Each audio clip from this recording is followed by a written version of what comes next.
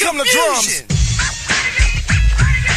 Live from the AM 950 studios in the Twin Cities and restrained only by FCC regulations, this is Pardon the Dissent.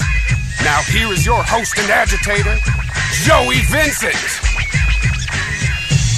Our guest supposed to be calling in. I talked to him earlier today. Everything was copacetic. Early this morning, Derrick Broze, wonderful activist and writer, was supposed to be calling in. He is not here yet. But I'm going to go ahead and dive into a story of his that we were going to kind of base the conversation around. If he calls in, if he makes it on time, we'll talk to him. If not, we'll wing it. We'll wing it. The story that I originally picked to kind of build the conversation with Derrick off of was put together by him on August 11, 2014 via Truth in Media. And the title of his story is 6 Reasons to Question and Investigate 9/11. And his story starts out here with a quote that I want to share with you, and this kind of really sets the stage, and this should really be impactful to you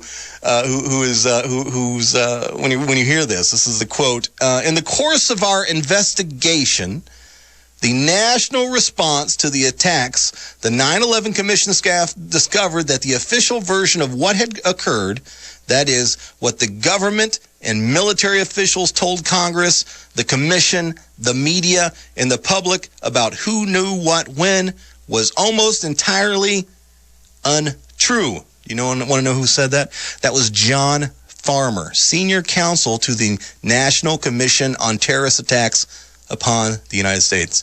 Not a crazy truther, not a whack job, nothing like that. This is the guy was legal counsel. Well, anyway, I'm going to dive into the story here, and it's just kind of based on segments. And one particular one I wanted to point out that I think is probably the most telling right now. And this is whenever I tell somebody, it's like, well, you don't know that it's not what happened. You don't know the truth, right? You don't know the official story could be right. No, here's the deal. We know for a fact, absolutely, positively, that we do not have the complete story. Okay, and that is point 2 in Derrick's story here was there is 28 pages that are still classified from the 9/11 Commission report. 28 pages. And I'm going to read the section here. Immediately following the attacks, family members called for an investigation into what happened and what went wrong. This led to the information of the joint inquiry into the intelligence community activities before and after the terrorist attacks on September 11th, 2001.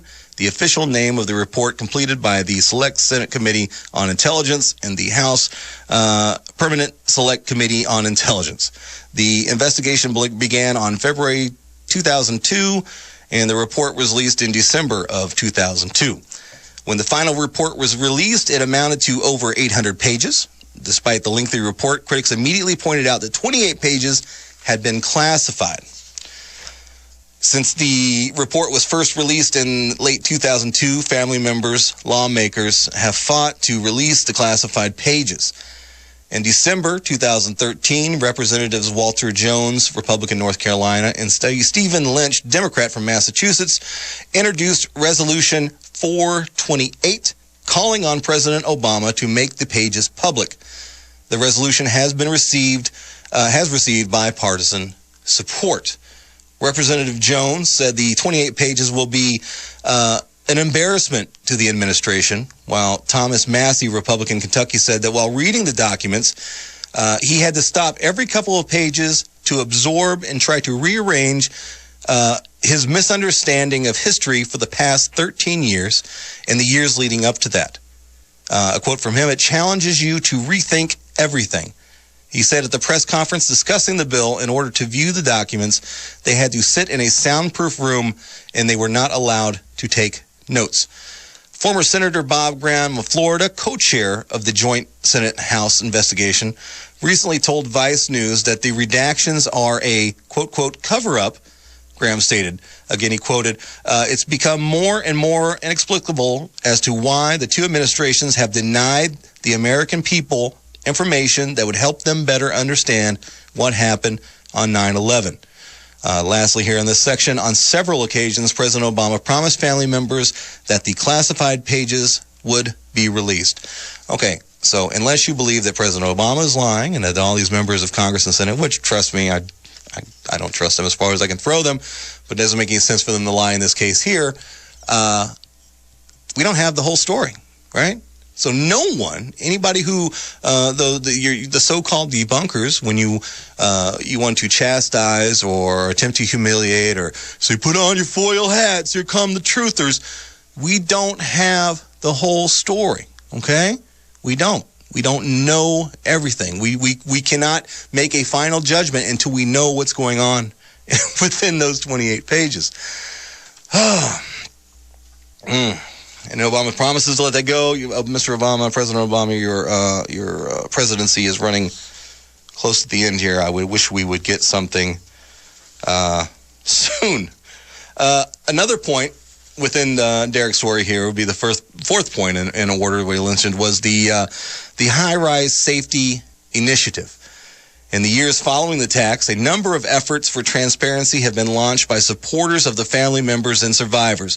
Let me repeat that again. Supporters of the family members and survivors. Okay, this is not a bunch of truthers, a bunch of kooks who want this done. Okay, this is the family members and survivors from 9/11.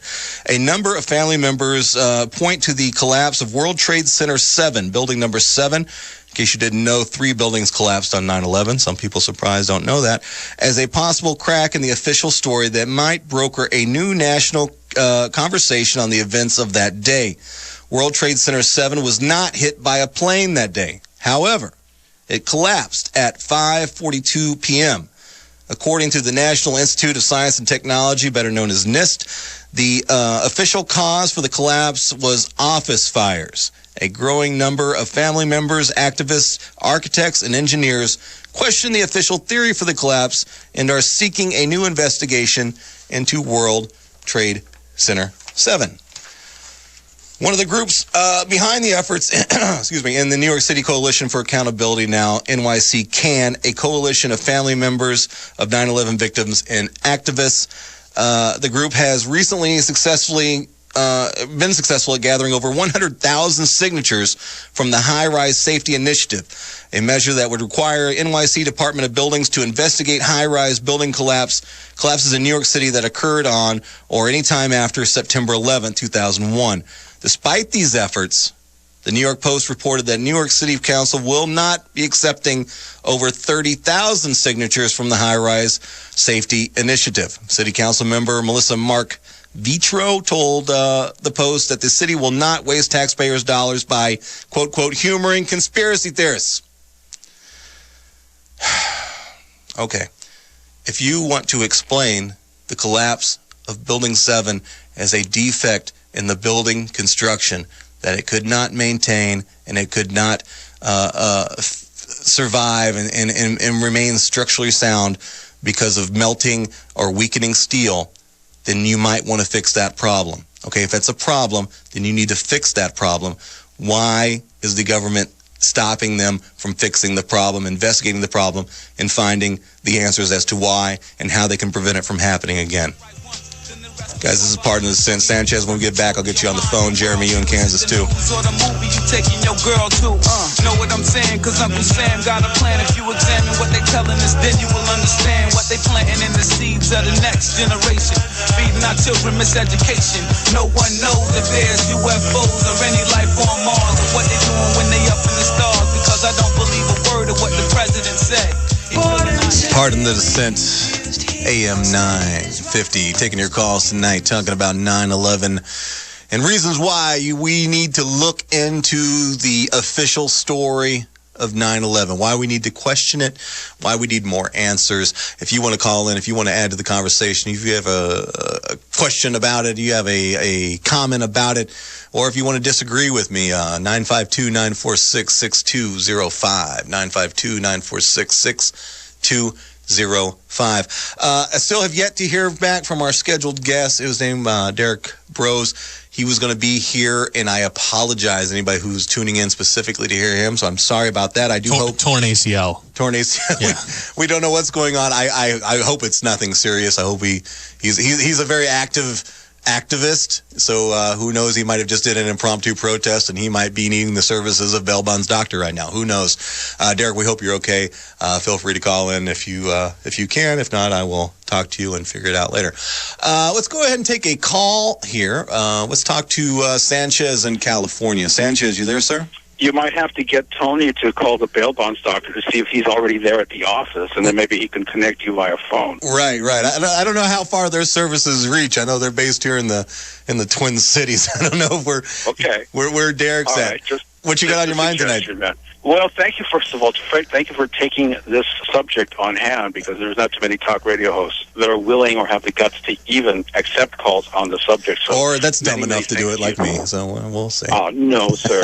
No, sir. Completely disagree there. You know what I'm talking about. Right. I just wanted to bring up a couple of things very quickly, because I know you got other people on the phone here, but regarding the architecture and the structure of the Twin Towers, there are several thousand architects and engineers that are now part of that website that Richard Gage is also part of, where they question the entire events and claiming that, yes, there was something that brought that thing down, and it was an inside job. This is the second point here. I have a video that's up on YouTube from an author by the name of Christopher Bolin, and Christopher's been researching the subject from day one of September 11th, including all of the people who benefited. That's an important question to ask here, is who benefited from all this?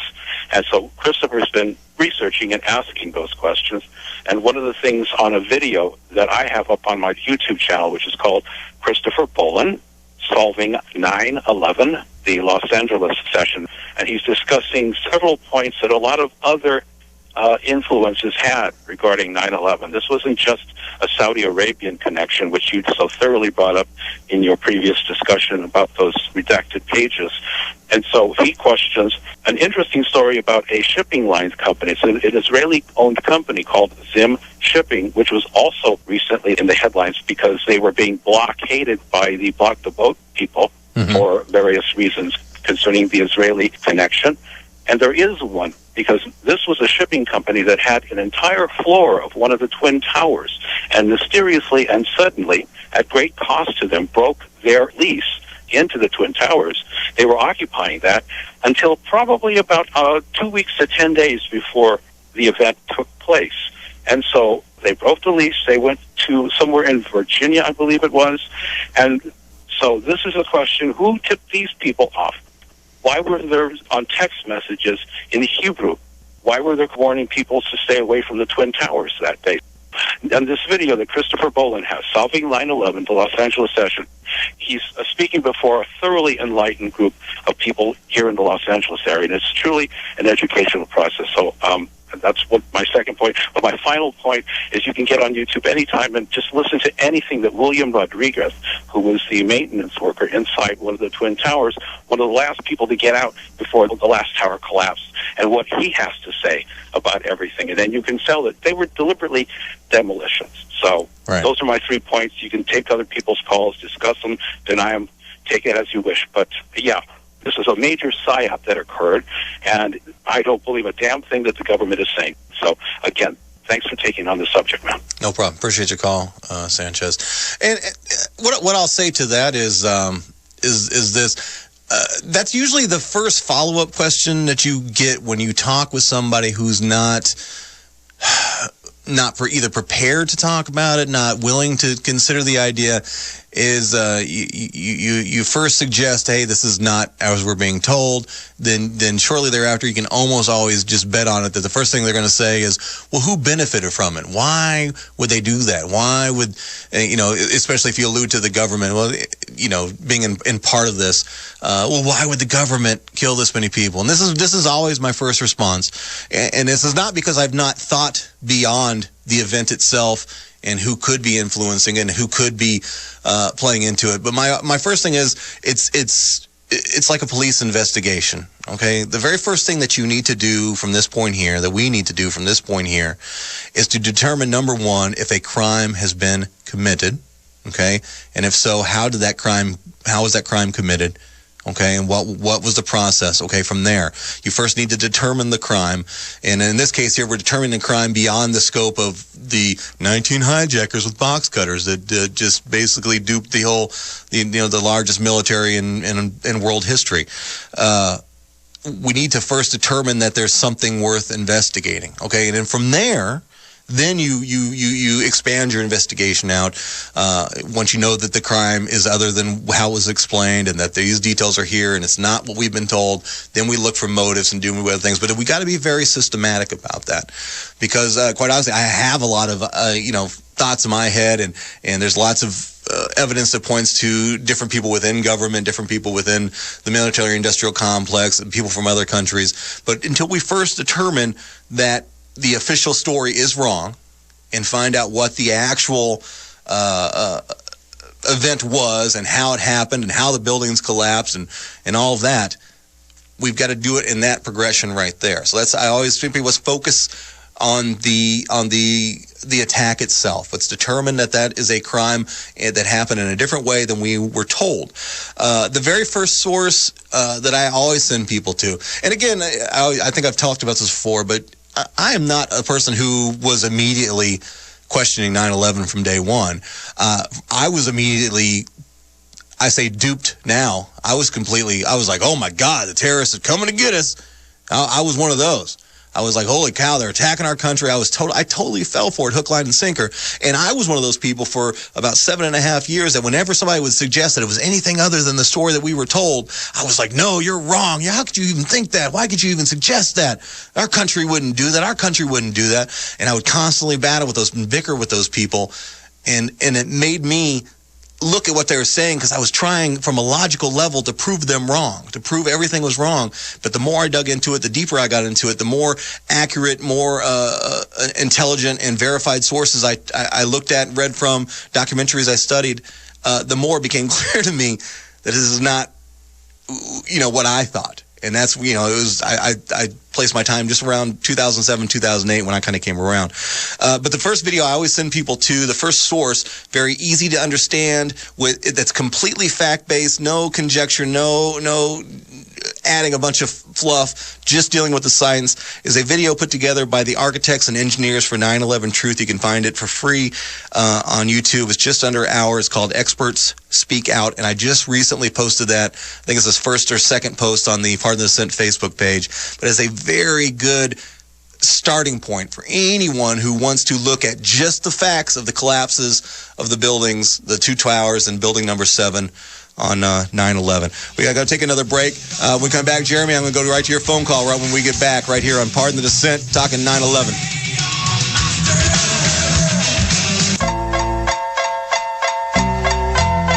If you want to listen to Pardon the Dissent, but don't always have time to catch us live, each show is available as a podcast on iTunes and Stitcher Radio. You can also live stream Pardon the Dissent and listen to us no matter where you're at. Just go to pardonthedissent.com and follow the live streaming instructions.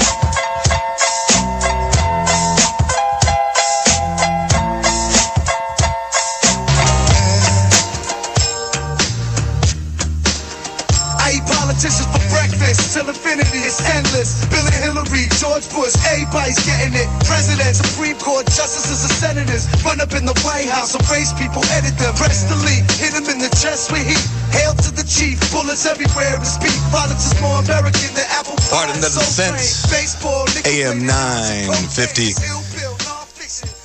live from the Twin Cities. All right, so we're talking 9/11.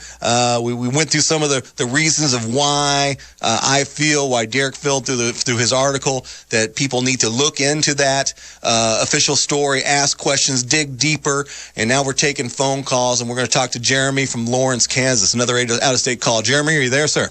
I am here. Thank you for holding on. I appreciate it. How are you doing tonight? I'm doing very well. Good. Thanks for talking about this important subject. No problem. I'm glad you appreciate it. What's on your mind tonight? Let's just deal with where we are right now. We're now almost 14 years after what is clearly a fraud perpetrated by the highest levels of our society. And anybody who's paid attention at all any time along the way knows at this point that the so-called official story of September 11th is a complete and utter deception, from front to back. And so now we have this, right before the 14th anniversary, we have them floating these 28 pages that are basically hearsay about a limited hangout, about a red herring of an original ruse. And so really, I'm really happy that Sanchez brought up some really raw, crucial data that brings it front and center to the type of things that you don't need to have an intelligence clearance in order to go to some secret room in the Capitol to read, about the CIA's continuing fraud on the American people.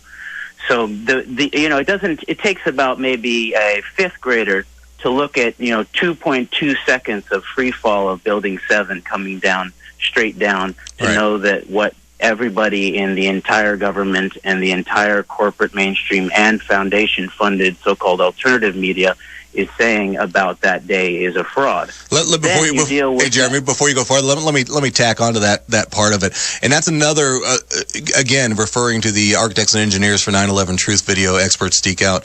Please go to that, confirm what I'm telling to you, check the facts that are on there. But what he's talking about there about the free fall of World Trade Center number 7, it was eventually, as the investigation went on, it was not in the first 9/11 Commission report. The very first 9/11 Commission report, they didn't even mention the collapse of World Trade Center number 7, which is strange, right? A third building fell. They didn't even say anything about it. Well, after the survivors and the family members raised enough hell about it, NIST, I guess, reinvestigated or whatever, and eventually they came out with this computer-generated model explaining how that the parts of one of the towers that fell damaged the World Trade Center number 7, started these huge fires apparently, and because of office furnishings that it weakened something structural within the World Trade Center 7, and that was the collapse. Now, here's the point that they don't ever mention, okay?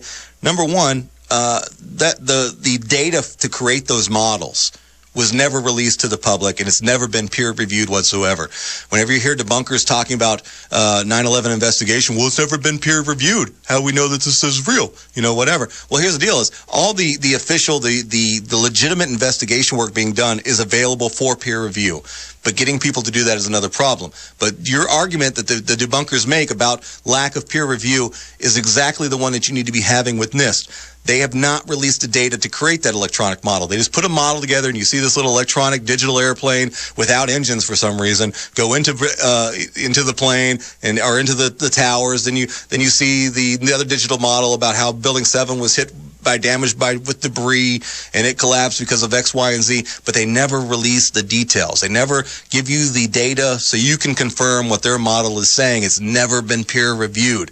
It was just put out there. And the second thing I want to add on, I'll get you right back here, Jeremy, is that if you ask them, and they were asked, did you look for explosives during the investigation? Or the question was, did you find explosives during your investigation? Any signs or material from explosives? Their answer was no. But the trick of it is, you ask them, well, did you look for explosives? You didn't find any, but did you look? No, we did not look for explosives. That is an official statement from NIST that they didn't even look for explosives. And in a situation like this, you should be investigating every single angle. Sorry to take some of your time, Jeremy. Keep going. I appreciate your points a lot. And just one more piece of physical evidence, which is even more damning than Building 7, both in terms of the raw footage, but also on the NIST cover-up side, is just maybe even the first seconds of when both trade towers are exploding outward and upward. Tons and tons of steel being projected football field more, laterally. Yes. That is not an office fire. And what happens with NIST in that is they write, I think, something about 1,000 pages, and then in the very last paragraph, as they've described all the fires and that, they then say, and then global collapse ensued. And that's basically like waving a magic wand and saying, then a bunny popped out of the hat. Right. And because what happens at that point is then that's when you see this massive energy of projectile steel. And then you can even look at some of the government's data, because, of course, the post office was not in on the on the covert operation. So you can look at the U.S. Geological Survey, and you can find very high temperature evidence. Yeah. Metals like molybdenum, which melt at over 5,000 degrees Fahrenheit, were obviously vaporized. Right. So something with massive amounts of heat were involved there. Exactly. But backing away from the physical evidence, we need to actually talk about our historical context in this country. September 11th was not the first thing. Actually, if you look back over a century of the so-called U.S. national security state, every single time they initiate a war, whether it's at home or abroad, it is always a fraud.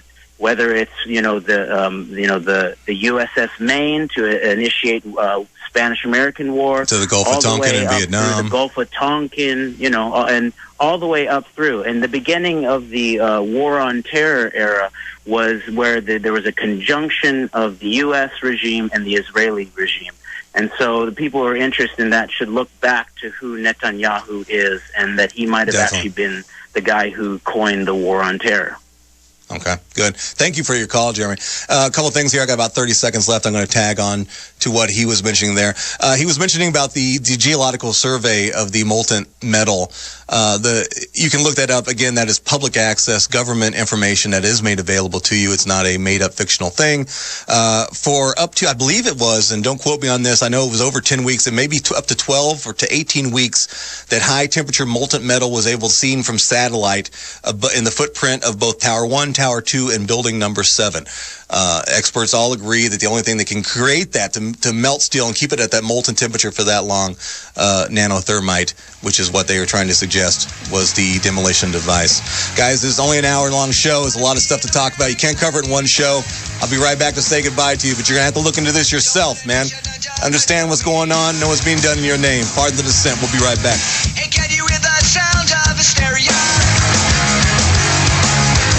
The subliminal mind, I'm not America. Generals gathered in their masses, just like witches at black masses. Evil. Pardon the dissent. Joey Vincent, AM 950 Radio. We were talking about 9/11 tonight. So much more information out there. Please go to the Pardon the Dissent Facebook page. Like the page while you're there. Click the link for the architects and engineers for 9/11 Truth Video. Experts speak out. I guarantee you it's a fact-based explanation under an hour, easy to understand, with plenty of facts that you can track down, you can look at, you can confirm, science-based. Not a bunch of just a hokey-pokey suggestion or whatever. Just talks about the science. Very, very important. Guys, a very important topic to me. It's I'll probably have to do an episode on it again further to talk about some of my emotional connections to it. But I appreciate you guys taking the time to listen, and I hope you got something out of this, and I hope this at least encourages you to look a little bit deeper and know what's going on. Thank you to our sponsors, Bell Bonds Doctor, Natural Pure Drinking Water, Minnehaha Recording Company, Stupid Simple Branding, and Scotty and the Don. I'll be back later on this week with a direct-to-podcast episode of Pardon the Dissent. Go to pardondissent.com for information on that. Be back here next Monday night, too, live at 11 p.m. here on AM 950. Pardon the Dissent. Until then, keep seeking the truth.